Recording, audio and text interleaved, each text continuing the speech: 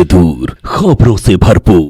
समझ में कुछ नहीं आता कि छेड़ूं दास्तां कैसे, हंसाऊं तो बगावत है, रुलाऊं तो बगावत है। दोस्तों, आज हम बात करेंगे एक अहम मुद्दे की। मुद्दा काफ़ी सेंसिटिव है, तबलीगी जमात से संबंधित है और उन लोगों से भी संबंधित है जिनके हाथ में लोगों का भविष्य बनाने का काम है, जिनके हाथ में लोगों की नागरिकता का प्रमाण है, जिनकी कलम लोगों की नागरिकता का प्रमाण करती है, जिनकी कलम ये साबित करती है कि ये भारत के नागरिक होंगे या भारत के नागरिक नहीं होंगे। बहुत अहम मुद्दा है। लेकिन इस मुद्दे से पहले हम बात करेंगे अपने प्रधानमंत्री आदरणीय श्री नरेंद्र मोदी के उस ट्वीट की जो उन्होंने बीते दिनों किया है। उन्होंने ट्वीट कर कहा, कोविड-19 does not see race, religion, caste और border before striking PM Modi. यानी कोरोना का वायरस इंसानों पर हमला करने से पहले ये नहीं देखता कि उनकी ज़ात क्या है, उनका मजहब क्या है, उनका धर्म क्या है, उनका बॉर्डर क्या है, उनकी सरहद क्या है, वो किस देश के हैं और किस देश के नहीं हैं। इस ट्वीट को बहुत ध्यान से समझिएगा। उसके बाद याद रखिएगा इस ट्वीट को, आगे ये काम आएगा। साथ ही साथ उन रोगी मीडिया की मानसिकता को भी देखिएगा जो प्रधानमंत्री के इस ट्वीट के बावजूद भारत में नफरत फैला रहे हैं, लोगों के बीच लड़ाने का काम कर रहे हैं।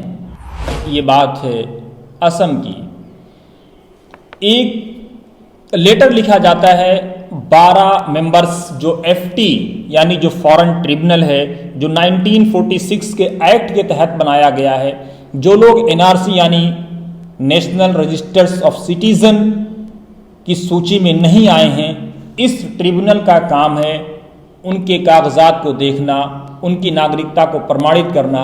इस ट्रिब्यूनल के मेंबरों ने 12 मेंबर हैं इसमें, जिन्होंने एक खत लिखा। और खत क्या लिखा मालूम है? उन्होंने अपनी एक महीने की तनख्वाह यानी 60,000 रुपए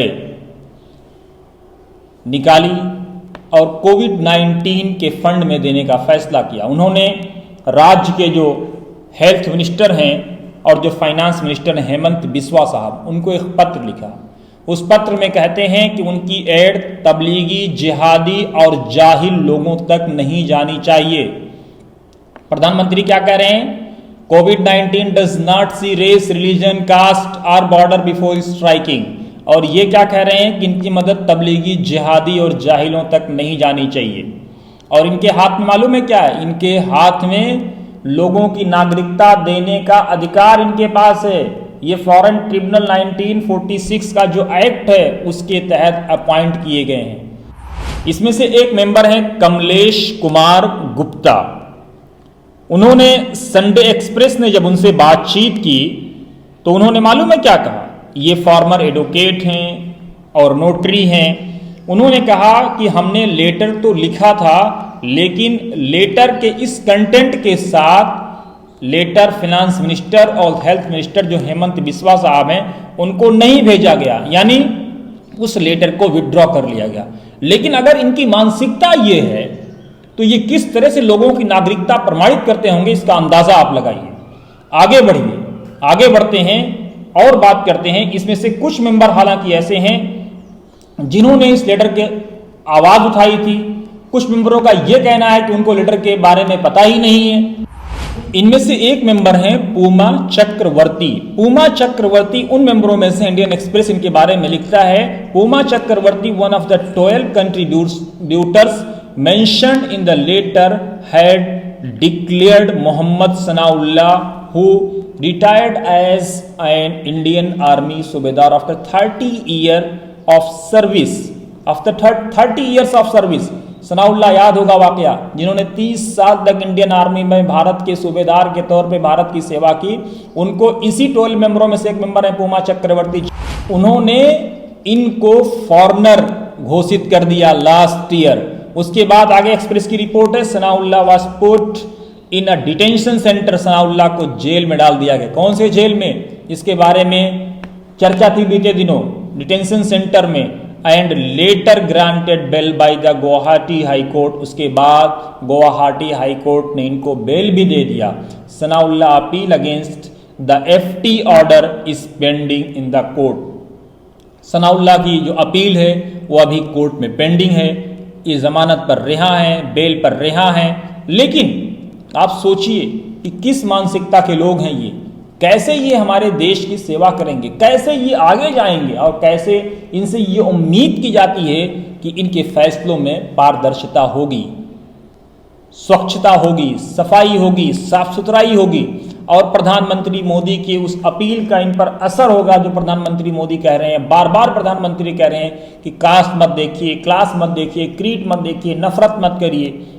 बीजेपी के नड्डा साहब की तरफ से भी कहा गया, पूरी दुनिया कह रही है कि भारत में इस तरह से मुसलमानों के साथ या एक धर्म विशेष के साथ कोरोना को लेकर के नफरत फैलाया जा रहा है, लेकिन रोगी मीडिया अपनी हरकत से बाज नहीं आने वाला है। लेकिन इस बीच कुछ अच्छे भी लोग हैं हमारे प्यारे भारत में, बहुत अच्छे लोग, अच्छे लोगों की एक बहुत बड़ी आबादी है, संकीर्ण मानसिकता के कुछ लोग हैं। इन्हीं 12 मेंबरों में से कुछ ऐसे मेंबर भी थे जिन्होंने इसका विरोध किया, कुछ ऐसे मेंबर भी थे जिनको इनको बताया नहीं गया कि लेटर में क्या लिखा गया है।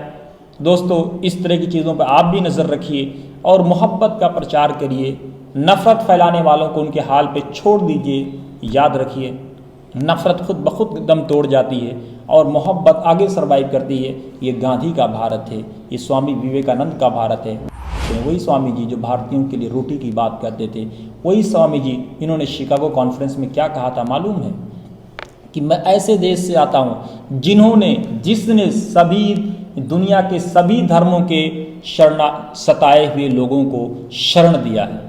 दोस्तों, हमें उम्मीद है कि हम सब मिलकर के गांधी जी और स्वामी विवेकानंद के सपनों का भारत बनाएंगे।